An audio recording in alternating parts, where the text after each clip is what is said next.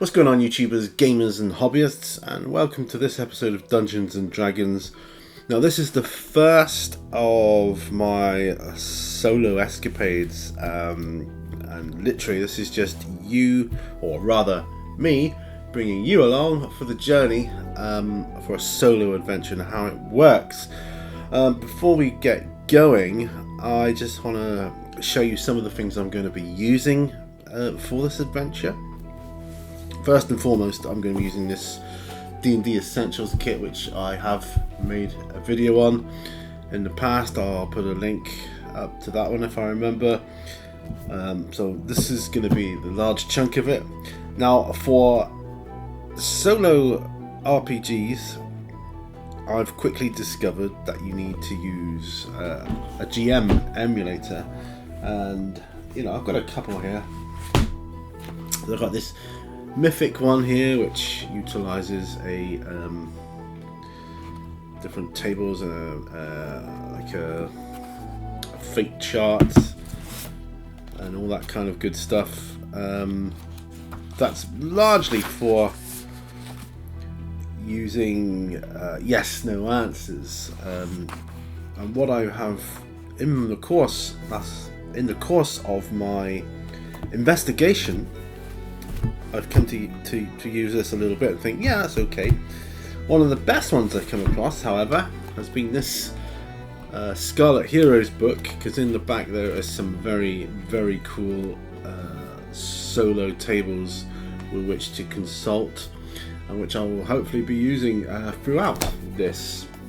Then I have got one of these books of random tables, just because you never know when you need to know if an item or what type of item is going to be found if you're searching, rumors, that kind of thing. Now, this adventure, I've also got the DMG. I don't expect to be using that hardly at all, if at all. Player's Handbook I may consult, but largely it's the Essentials kit, and this is in the Essentials kit. The adventure, The Dragon of Ice Spire Peak. It's a terrific sandbox adventure, so it's perfect for solo gaming. Right, now the first thing is I have my characters here. This is Aura. She's an elf. She's a high elf. She's a wizard. And so I've drawn up her character here roughly. Now, the thing I would like to say is I tend not to use the actual character sheets that you get like pre-printed, like the more professional looking ones at first level. First level I always tend to use, and I always get my players to use just to write it out on a sheet of paper first, because one, you're first level and you're very much more susceptible to dying, even in D&D. I'll say that there. And two, as a player, you may get bored with the character and think, yeah, and why waste a pre-printed decent character sheet for that when you've just got a bit of scrap paper you can use, or a bit of lined paper for such purposes. Anyway, so that's Aura. This is the party. So we've got Aura, who's a high elf. We've got Brack, the barbarian. He's a human barbarian. So he's kind of like the main fighter of the group. So that's going to be him. And then we've got a character called Dane Brom, who is a Dwarven cleric.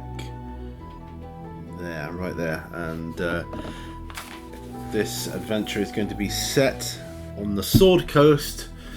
Actually down here in a town called Phandalin. Let's zoom in there a bit. So you get this map. It also comes with the Essentials kit. So essentially you've got these characters that are going to be travelling to Phandalin. Now, for the purpose of this, because it's a solo adventure, I want to state that you need, as a party, you need a reason for coming together as a party. And that reason for these guys is, my background for these is not too in depth, but They knew each other when they were a lot younger, although the age of the elf is 100, still considered young. 40 for the dwarf and 20 for the barbarian. When the barbarian essentially was a child, they knew each other in another, almost another life, but another area. Kind of grew up together, crossing paths, so on and so forth. The point is, they all happen to meet at Phandalin, which is a mining outpost, or an old Dwarven mining outpost. So I'm going to switch to the other map, which is the other side of this one now, and show you that. Okay, I also took the opportunity to grab my coffee whilst I was there. The other thing I meant to add, things I will be using for this solo run through, is of course dice and a dice tray, trusty pencil and a razor, and a notebook, a blank notebook for writing my story as it appears. Now, so we're going to start this scenario at the edge of Phandalin. So I write down here, PCs meet at edge of Phandalin.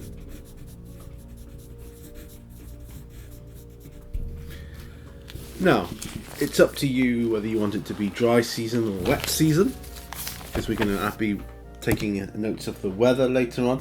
Also, I've got another notebook which I'm going to write down if I come across any situations where I think, oh, such and such a table would be handy, then I could look for that, such as I don't know what type of tree is growing in that corner of the hill or something. I don't know. That I'm not going to be needing that, but if I did, I'd write it down here, and if I couldn't find it, I would eventually draw up my own table. So we're going to see how this goes. So before we get there, this is Phandalin. That's the other side of the map we were just looking at, which details areas of it. We're concentrated on Phandalin, which is a frontier town. It's built on the ruins of a much older settlement hundreds of years ago. The old Phandalin was a thriving human town whose people were firmly allied with neighbouring dwarves and gnomes. Then an orc horde swept through the area and laid waste to the settlement, and Phandalin was abandoned for centuries. In the last 3 or 4 years, settlers from the cities of Neverwinter and Waterdeep have begun the hard work of reclaiming the ruins of Phandalin. The new settlement is home now to farmers, woodcutters, fur traders, and prospectors drawn by stories of gold and platinum in the foothills of the Sword Mountains. The arrival of a white dragon threatens to destroy all they've worked to rebuild. So, that would probably be, looking at the cover there, Dragon of Ice by a peak. You know, he's going to be like the main antagonist in this adventure. At least to some degree. And then you've got the map, which is the smaller version of the one we have here. I've just placed my figures at the edge here to represent they're going to be coming in on an old miner's trail in to town or into the settlement, and they're going to, see what's what. Basically, the backstory behind why my characters are here are they're seeking fame and fortune now, or at least money, because funds are pretty short and they need a way of making money. So we have a wizard who can be quite useful, and a cleric, dwarven cleric, and a barbarian, and they're all first level. So it's kind of a case of let's see if there's any work to be had, whether it's adventuring work or any other kind. So they meet up at the edge. The first thing I'm going to want to ascertain is the weather. What is the weather? I don't know. So I'm going to look at one of my tables here. What's the weather like? Is it wet season? Is it dry season? I'm just going to do... I can't even be bothered to make that decision. So I'm going to say 50-50. So if it's under 50, it's wet season. If it's over 50, it's a dry season. So I roll, and it's 75, so we're in the dry season. Right, now that we know we're in the dry season, we need to know what the weather is like by rolling 2d4. So I will do this. And I've got a 3. It says cloudy skies.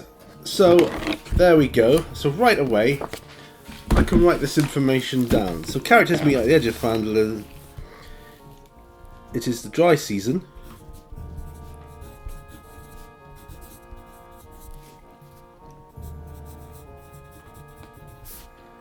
And the weather is cloudy.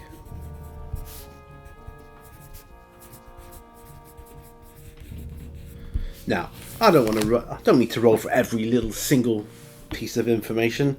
I'm going to say it's the early hours. We'll say it's about 9 o'clock. About 9 o'clock in the morning. O'clock.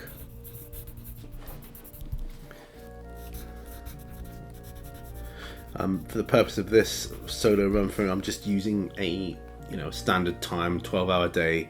It may be different in, I don't know if this is the Forgotten Realms or whatever, but it's the Sword Coast, so whatever world that's set in. Now, first thing, it's early morning.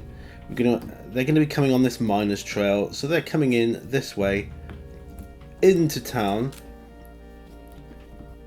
First thing I want to know is, will they be seen? Again, I think that's a 50-50 chance of whether they will get seen or not by someone. So if I take dice I don't need out here. So 50% or over, yes, they are seen by someone. 76, yes, they are spotted by someone. Now,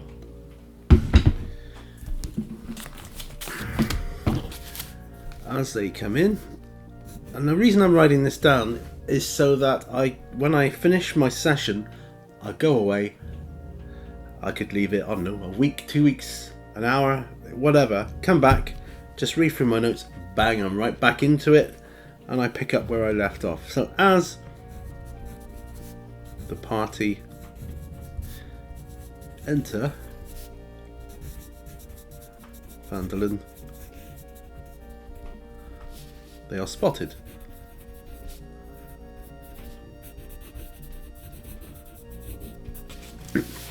Now again, I'm going to consult my tables.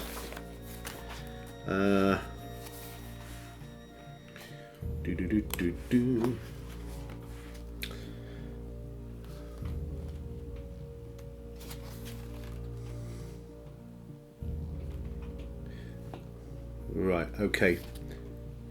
Are they spotted by someone close by or far away? Okay, so I'm going to roll 2d4 for that. Because they could be spotted by someone, across the other side of where they are, or in their immediate vicinity. So 2d4, I'll roll a 5. The other side of the room, which would equate to the other side of the street. So they see someone. They see someone coming down, and for the purpose of this adventure, he's going to be someone from the village. I've got this guy here. He's kind of like a town sage. I painted him up back along. So he's wandering down the street. Now, is he going to be friendly? What's his reaction to my characters going to be? I don't know. Okay, let's have a look. Now, I have a table in here.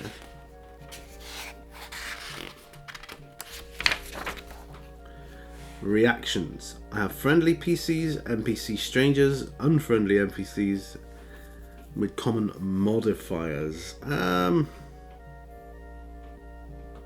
Okay. and it wants me to roll 2d6 for this. So he's an NPC stranger. So I'm going to roll 2d6.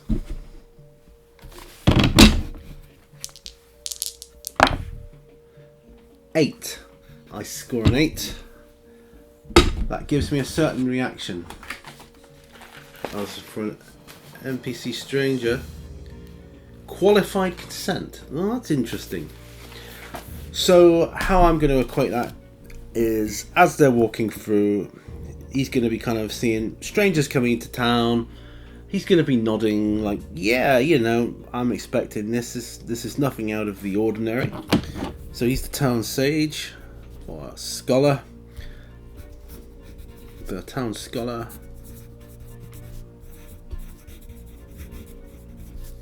Spots them. And he's going to stop them and say, hey, strangers, you know, and stops them.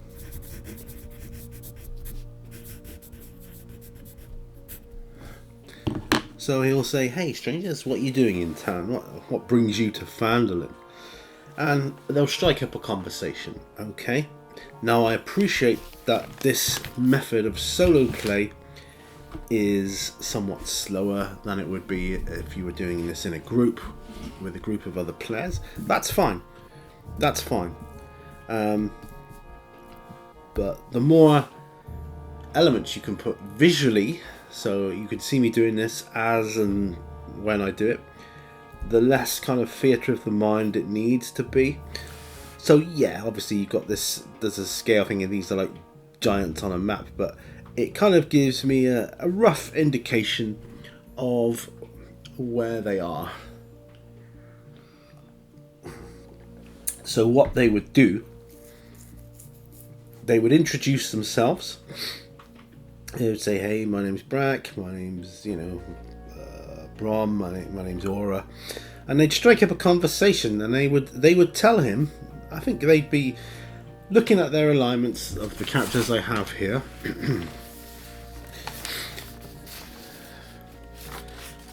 The barbarian would be more, he's the most charismatic, that's why he's in front. And we're going to do a charisma check, just to see if we can really charm the pants off of this guy.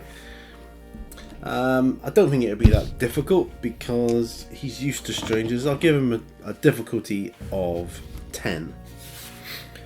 His charisma is 13, so he gets a +1 on that. He scores a 7. He doesn't do too well there. The guy doesn't even, he's not very forthcoming. He doesn't really tell him his name or give him much more information other than the basics, like, yeah, there's an inn, yeah, there's a place you can go and check out any jobs, there's a board, but other than that. And they say, oh, is there anywhere we can buy provisions or weapons? And it's like, yeah, it's all in there. Because he failed the charisma check. If I was playing the dwarf, who was a cleric, I would ask, is there a place of worship here, brother? And he would just hastily go, yeah, and walk on by and kind of ignore them. So, I'm going to say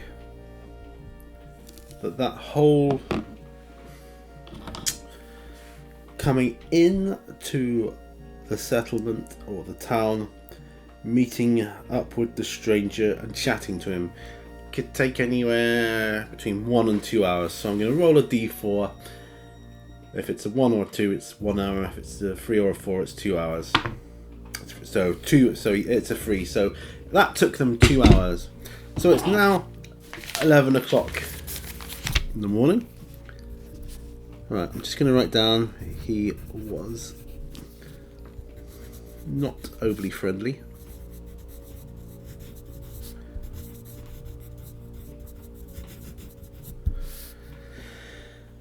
And it is now 11 o'clock. And it's at this point that my party decide to press on and try and find this inn. There's only one main road through, so they're going through. They see a miners' exchange, which they actually, are they going to call in there? It's clearly not an inn, but are they going to call in? It's a building. Okay, so would it pique their interest? That's what I want to know. Now I may look at the fate chart on here in the mythic. So what are the odds? The odds somewhat likely. No, I think it'd be fairly likely. So it'd be likely that they'd find it interesting. The chaos rank, that's kind of how chaotic do you want it to get? Not very really. So I'm going to put it at a 6. 6 and likely that it'll enter. There's an 85, so that calculates there's an 85% chance that they'll go in. 85%. So I have to get under 85 if they're going to check it out. 92. Nope, they ignore it. They're like, yeah, do you know what? Let's just press on. And that's a general consensus, I think. For the main part, I'm gonna make certain decisions like, yeah, do you know what? That's not a big deal. Party press on towards the inn. Party head towards the inn. Now the main reason they need to do that is to see if we have board and lodgings, board for the night. So they press on past the townmaster's hall. He's not interested in that. Hey, there's the Stonehill Inn. It's right there. Right there. So they enter the inn, basically. Now, what I've done here is something, a little tip you can do if you want. Just a cardboard box, really. Lay out your inn if you want. I've just got an area here. I've got a sort of bar area. I've got a barman, got a serving girl, cook in the corner. There's a couple of patrons there, and there's someone sweeping up.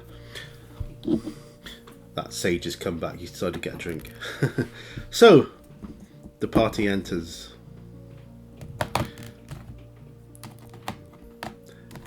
And as it's about 11 o'clock, we're gonna ask a question. Is it gonna be full of people or not? I think, yeah. So I'll look at this yes or no oracle. It's very likely that it's going to be quite full. Okay. So the likelihood. Right, okay. So very likely. So we're rolling on a d20. He scores a 2. No, but the but is related to roll it. Right, so this tells me no, it's not busy, but there's a but. And they roll the but on the d6. Let's see what this comes up with. 4. No, but a fact the hero thinks they know is actually wrong. A fact the hero thinks they know is actually wrong. Now, what that fact could be, I don't know. So perhaps he thinks it should be busy. That should be a fact, but it's actually wrong. So Brack storms up to the barkeeper, who it states in the module book, in the adventure, is friendly. But before we do that, I need to note this down. Okay, they enter the inn.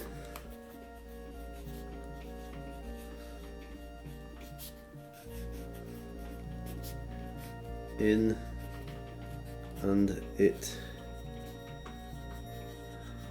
appears to be fairly quiet. Right. Brack greets the innkeeper.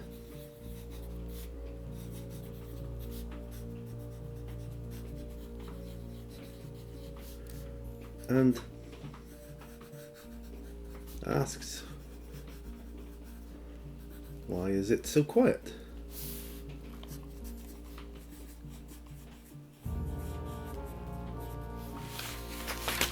Okay.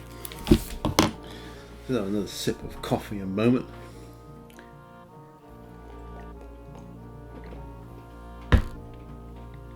Now, the innkeeper is friendly. He's a friendly NPC. So, how he receives them: 2d6.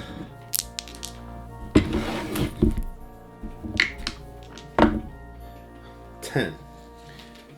Vigorous consent. So he's like, yes, yes, no, it is quiet. I appreciate that. There is a reason. So will he tell them? Yes or no? Almost certain. Let's roll that on a d20. We score a 5. Yes, he tells them. Okay. And he says, yeah, it's quiet around here. The reason is we don't get a lot of traffic really around here, because there is a white dragon that's terrorizing the neighboring lands, and it's scaring people away. Okay. Yeah, actual fact, we could do with adventurers such as yourselves to take care of that. So maybe, you could find work here, making use of that fact. Obviously, the party, the elf in particular, would be like, well, because she's a neutral alignment, she'd be like, well, why? What's in it for us? Okay. Let's see how that goes down. Yeah, what's in it for us? Okay. 2d6. 5. Bribable. Well, that's interesting. See, what's in it for you? Well, we could strike up a deal here. Maybe. I mean, if you could get rid of this dragon for us, we'd get more customers, be win-win.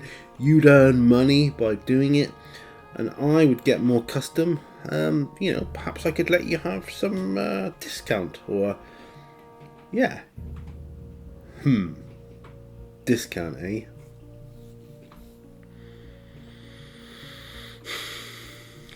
I want Brom to try and charm him, but he's not very intelligent, so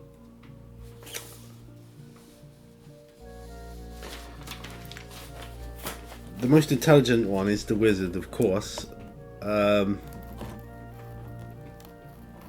be like, listen here, may I ask your name? Okay. This is where he tells them their name. Toblin Stonehill. Right, the innkeeper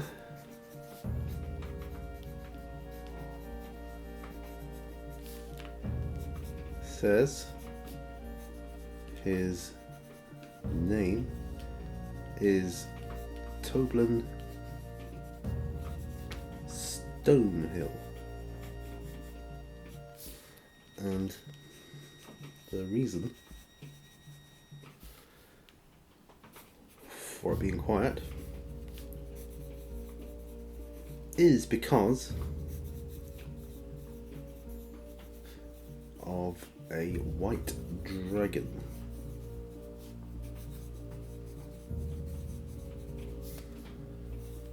That is terrorizing the neighborhood.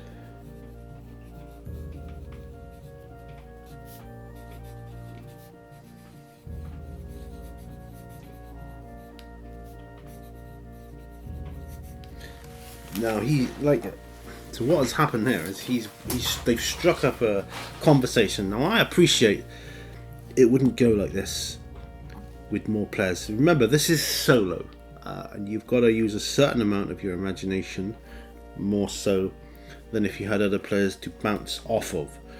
But what he's basically doing, he's kind of negotiating with them, perhaps. Well, he's saying that if they got rid of the dragon, perhaps they'd get more clientele, more customers, more money coming in. You know, perhaps he could let them have discount. So what I want the wizard to do is I want her to try and talk to him to see if they could get a free board and lodging at least for one night. The only trouble is she doesn't have a very high charisma. Aura tries to negotiate with Toblin for free board and food.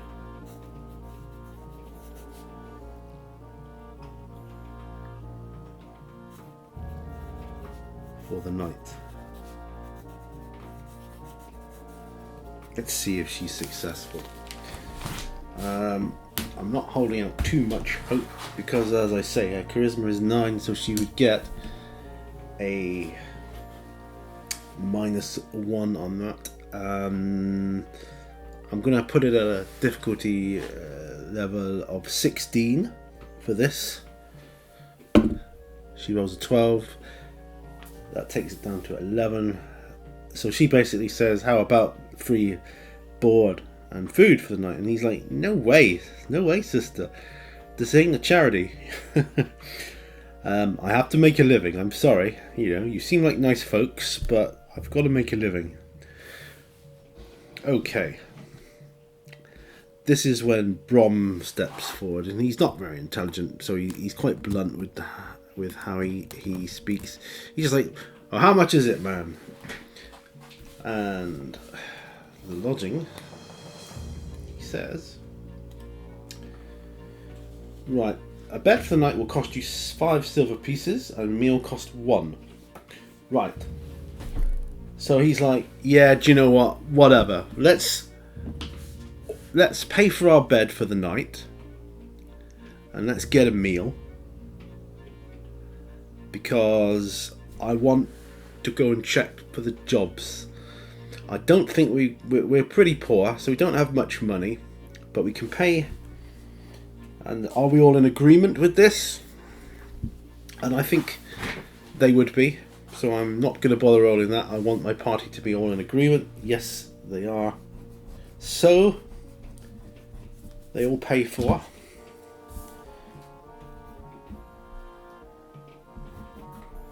a meal and lodging for the night. Because it's quiet, I've no need to roll whether there's rooms. It says there's 6 rooms available, so I feel that there would easily be 3 rooms available for them, judging by how quiet it is. Right, okay. The richest one is actually the cleric. He's got 15 gold pieces. But dwarves for you, eh? Right, so they've done that. Right, so we're all paid up. Okay, so what we'll do is we'll go sit at this empty table over here and we'll await our meal, which will come with a drink. And yeah, then we'll decide what we're going to do. So that's what I will write down. Let me just have a quick look at that. Wow. Okay. So they're in the inn. And that's what's happened. So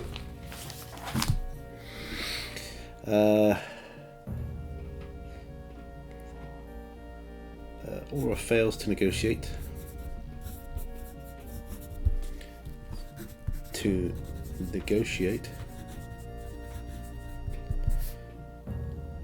So they all end up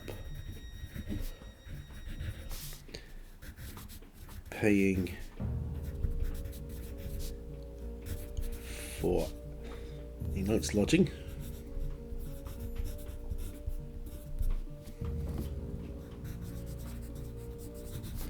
and a meal, whilst they decide what to do.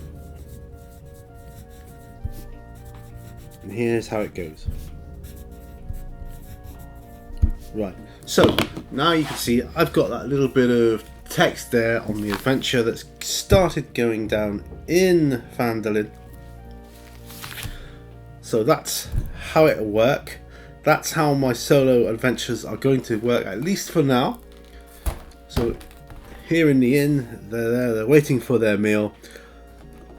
Toblin will come back with the meal.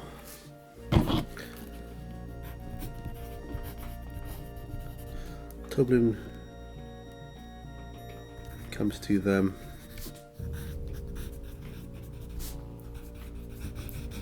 With a meal and drinks.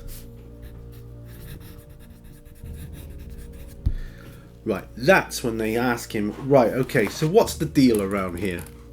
And how are we going to earn money? And are there any rumours? Things like that. And this is where you consult your adventure book. Here. Right. Okay. So they start talking to Toblin, and he just talks to them back. He's a short, friendly male. He's a native of the town of Tribor to the east. He came to Phandalin to prospect, but soon realised that he knew a lot more about running an inn than he did about mining. If the characters talk to Toblin, yes they are, he shares a brief tale told to him by one of his regular patrons. Roll a d6 and consult the Phandalin Tales table on page 9 to determine which tale Toblin knows. Right, so we roll a d6 and then consult the table. Roll a 2. So Toblin says, as the Tribor Trail runs east, it passes through the ruins of Conyberry, a town sacked by barbarians years ago. There's a ruined temple south of Conyberry where it's said that the locals hid their gold. That's just a rumour, of course. So, right, so they're like, right, okay. So the party talk to Toblin, and he tells them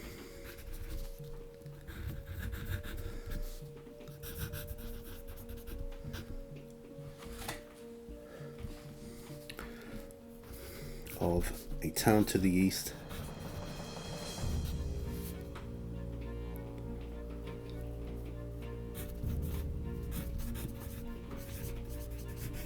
that was sacked by barbarians.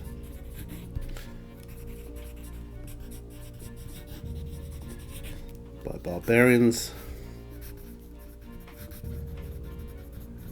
Okay. Years ago. And it said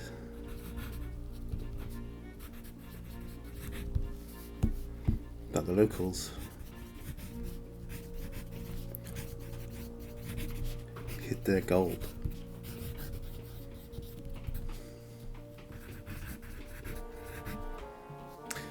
So we have the option now of visiting that place. So there we are, we're in the inn, so we're talking about that with him, we're eating our meal. So we're at this place called Stonehill Inn. We don't have much money, so I don't think it's worth going to the shops just yet. As we talk to Toblin, he explains that Barthen's Provisions, just north of where they are, just down the road, is the kind of provision shop, and that the Lion Shield Costa down there is where you'll get weapons and things of that nature. So I think if I was the party, I would say, well, look, well, let's just roll. I'm going to roll a d4. How many hours have passed? An hour. All that's taken an hour, so it's 12 o'clock now. 12 o'clock, midday.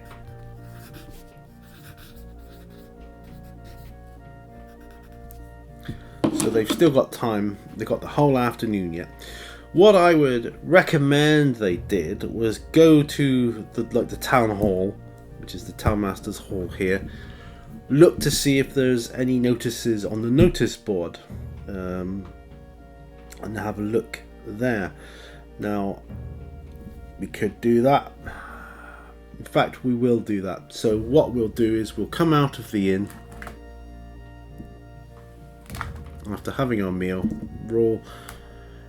We know we've got our room. That's all, that's in the bag. So what we'll do is we'll head down, out and down and around to the Townmaster's Hall. So that's what we do. Okay, the party heads to the Townmaster's Hall.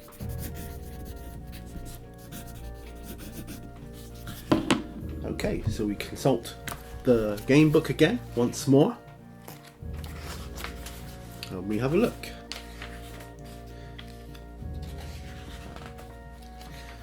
Okay, so at the Townmaster's, right, so you read this out. So the Townmaster's Hall has sturdy stone walls, a pitched wooden roof and a bell tower at the back. The job board next to the front door features a sparse number of notices, all written in common and in the same hand. So we're going to inspect the notices on the job board. Okay. The job board outside the Townmaster's Hall is where adventurers can learn about quests. Each quest is printed on a card. Now, this is where the rest of your bits and pieces come in handy. In the Essentials kit, you've got a box of cards. On those cards, some of those cards are quests. Okay, so we'll take those out. We'll just read through. Oh, knocking the camera there, of course. So we'll just do that. Right.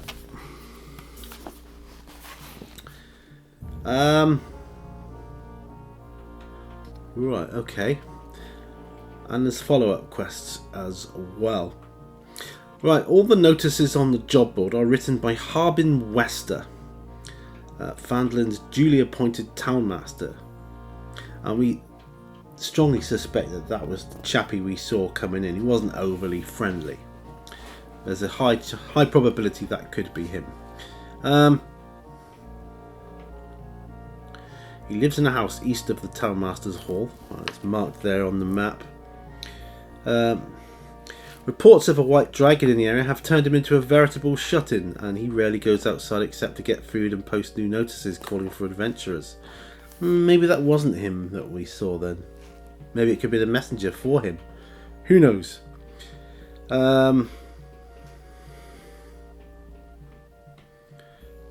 We haven't gone to his house, so that's okay. So we'll just look at the notice board.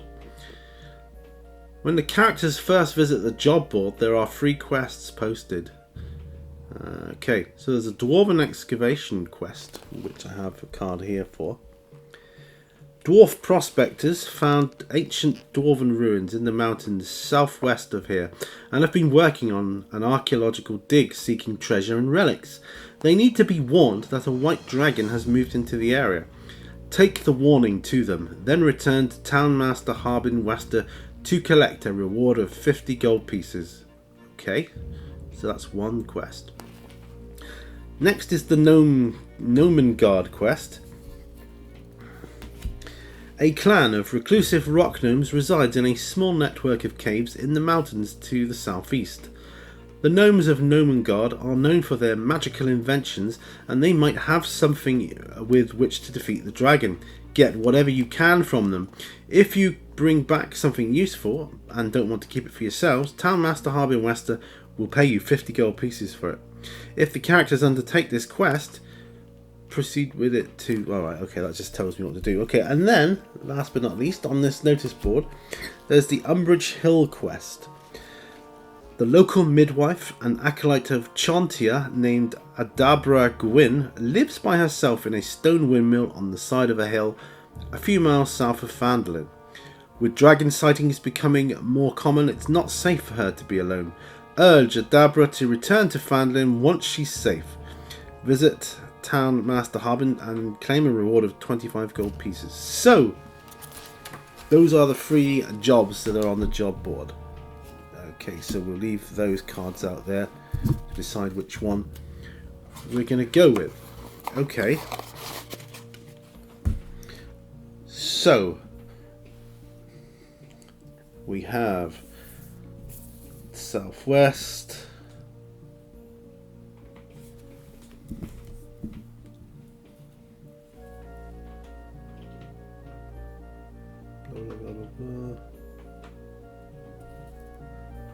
Southwest, southeast,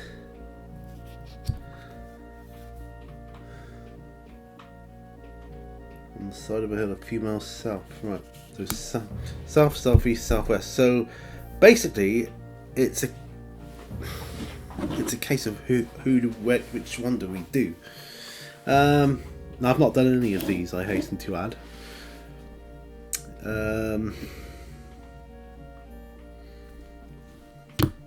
You know, stuff it. Do you know what? We'll go with what seems like an easy one. We'll go with the Umbrage Hill quest. Okay, so on the notice board, it says a local midwife, an acolyte of Chauntea named Adabra Gwyn, lives by herself in a stone windmill on the side of a hill a few miles south of Phandalin. With dragon sightings becoming common, it's not safe for her to be alone. Okay, so we've got to go to her and try and get her to come back to Phandalin. Now, really, by the time they've done all this, so they've travelled to there, they've had a good old discussion about it. How many hours have passed? 4 hours. They've just been talking about it. They've been debating back and forth. Which quest should we go on? Eventually, we've decided I want to do the Umbrage Hill quest. Okay, so that's what we're going to do. But before we do that, that means it's 4 in the afternoon, 4 o'clock PM. Party returns to inn. Party returns to inn.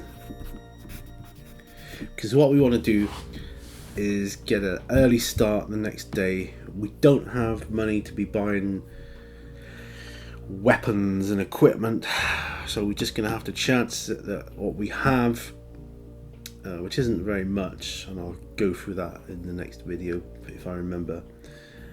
We've got some spells by being a wizard and a cleric. I hope that will be enough to complete this quest, to get there. Try and get her to return to Phandalin. So it says return to Phandalin, so she obviously came from Phandalin, so that's what we'll do. So we go back to the inn. That's where I will leave it, because this video has gone on longer than I expected it to.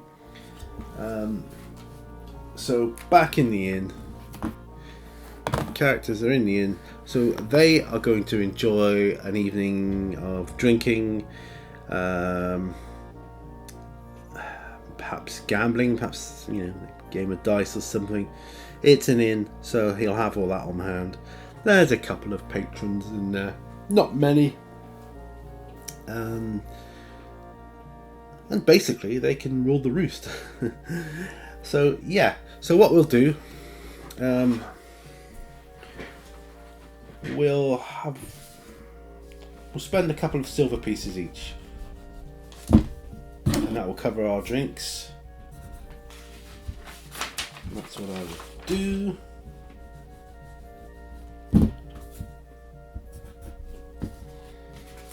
Like I say, I'll transfer all this to a proper character sheet if we manage to progress. Right. So there we are. And that's how I do it. So let's zoom out. Yeah, so that's how I do it. I can now stop this game. I have my notes. I can jump right back in anytime I want. I hope that you could see how useful the tables were that I was using to generate results for decisions to be made or reactions that NPCs may have had. And so that's, yeah, it's slower, I appreciate that, but we've come to this town of Phandalin, this old ancient prospecting town, which is trying to build itself back up again. We've gone to the inn, we've literally got our bed for the night. It's only afternoon at the moment, but you know, they'll stay there for the duration now. We'll get an early start the next day. We'll head out, we'll try and find this windmill and this, what's she called? Adabra Gwyn, and we'll see if we can get her to come back with us, you know, and claim our reward. So that's where I'll leave it. So I hope you've got some, I don't know, ideas or usefulness out of that. And hopefully, if I can move my camera, talk to you properly. Yeah, so hopefully you got some use out of that. Yeah, I just hope that you know, it's not too boring. It'll say solo run through on the title of the video, so if that's not your thing, then you know, at least that should give you some fair warning. But if it is, if it's something you're interested in, I'm just trying to show you how I'm muddling my way through this, trying to work out a way of doing it. I hope I can get better at it, because what I want to do is try things out in a solo, which when I come to play with the group, I'll have a greater idea of how something like, such as the whole hit point house rule thing that I was talking about in another video, but and that's not necessarily something I'm bothered about myself, but I know a few people are, so that was just an idea. But yeah, but this is how I'm going to do it. I'm going to try and make it as visual as I can. If you want to see another run through, let me know in the comments below, and I'll do that. If not, I'll just try and, I might put another video up if I can improve anyway. But if you want to see what happens if they go on this quest, the dwarf, the barbarian, and the elf, the cleric, wizard, and barbarian, see if they can do it. See how other game emulators can affect their journey towards their goal. Then you might want to stick around or watch that. Anyway, that's enough. I'll wrap this up now. So thanks for watching. Remember, all brushes lead to all. And bye for now. Bye bye.